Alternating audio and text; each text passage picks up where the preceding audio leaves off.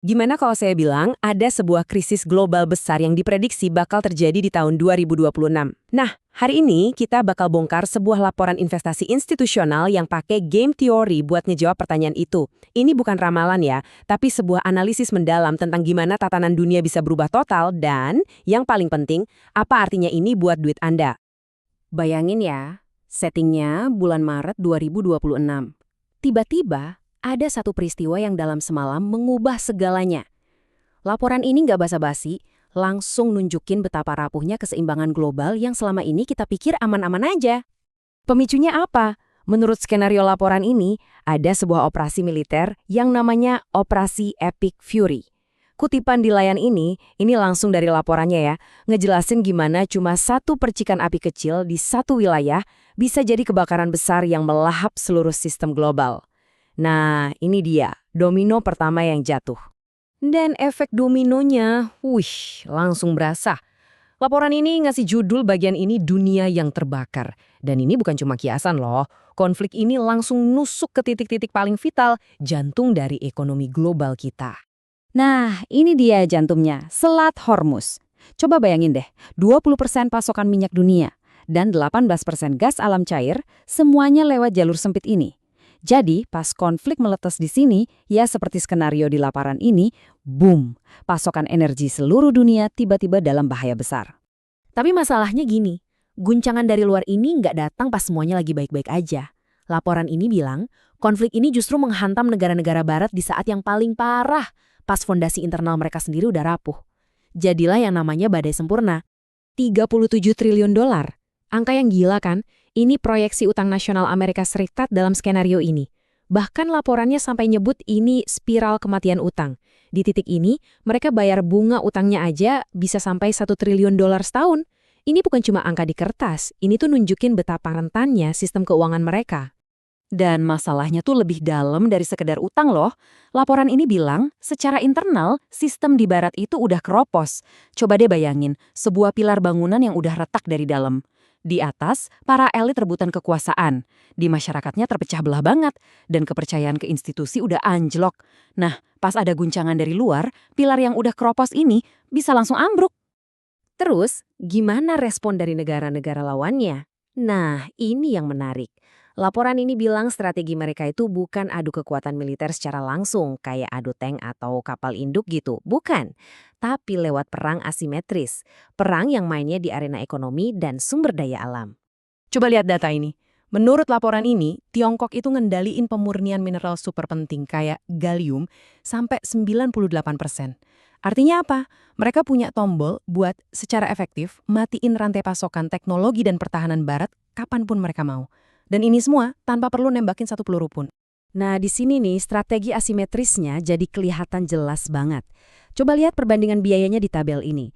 Satu drone murah seharga sekitar 20.000 dolar dilawan sama rudal pencegat yang harganya bisa sampai 12 juta dolar. Menurut laporan ini, tujuannya simpel banget, kuras kantong negara-negara barat sampai kering. Secara matematis, ini strategi yang nggak bisa mereka menangkan dalam jangka panjang. Nah, inilah tujuan akhirnya. Laporan ini nyimpulin dengan maksa barat ngabisin amunisi super mahal di Timur Tengah, mereka bakal kehabisan stok. Akibatnya, mereka jadi nggak punya kemampuan buat mencegah konflik di tempat lain, terutama soal Taiwan. Jadi, satu krisis dipakai buat membuka pintu buat krisis berikutnya. Cerdas ya? Oke, jadi apa akibat dari semua ini? Ujung-ujungnya, laporan ini sampai ke satu kesimpulan besar. Ekonomi global bakal terbelah jadi dua kubu. Dan kita, menurut prediksi laporan ini, bakal masuk ke era yang namanya stagflasi. Ini tuh kombinasi ekonomi paling apes.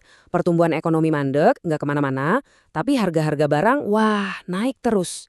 Ini kondisi yang susah banget buat investor, dan ini jadi landasan buat semua rekomendasi investasi berikutnya. Dan ini bukan cuma ngira-ngira ya. Laporan ini benar-benar ngasih angka. Probabilitas 55% buat skenario stagflasi ini terjadi. Tapi coba lihat risiko penurunannya. Ada kemungkinan 25% kita masuk ke skenario yang jauh lebih parah, yang mereka sebut depresi terbelah. Ngeri kan?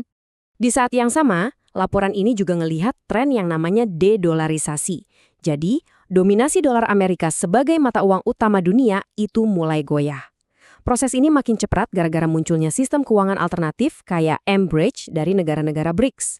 Sistem ini bikin banyak negara bisa transaksi tanpa perlu lewat sistem keuangan barat lagi. Oke, pertanyaannya sekarang, terus kita harus gimana di dunia baru yang penuh gejolak ini? Nah, sekarang kita masuk ke bagian yang paling penting, gimana caranya berinvestasi buat bertahan, atau bahkan untung di tengah pergeseran besar ini menurut laporan tersebut. Perbandingannya tuh jelas banget. Lupakan deh portofolio 60/40 yang isinya aset kertas kayak saham dan obligasi. Laporan ini bilang pedoman barunya adalah pergeseran total ke aset nyata, barang-barang fisik yang beneran ada, komoditas, energi, emas perak, dan infrastruktur. Laporan ini bahkan ngasih langkah-langkah spesifik yang bisa langsung kita lakuin. Pertama, perbanyak porsi investasi di sektor energi.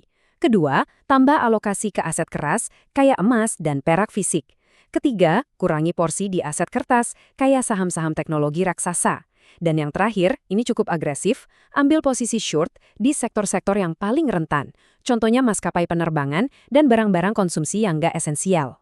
Tabel alokasi ini nunjukin seberapa drastis perubahan yang disaranin.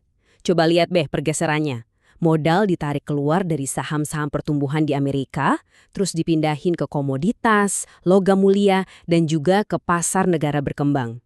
Ini bukan cuma utak-atik dikit loh, ini bener-bener ngebalikin total strategi investasi yang udah biasa kita kenal.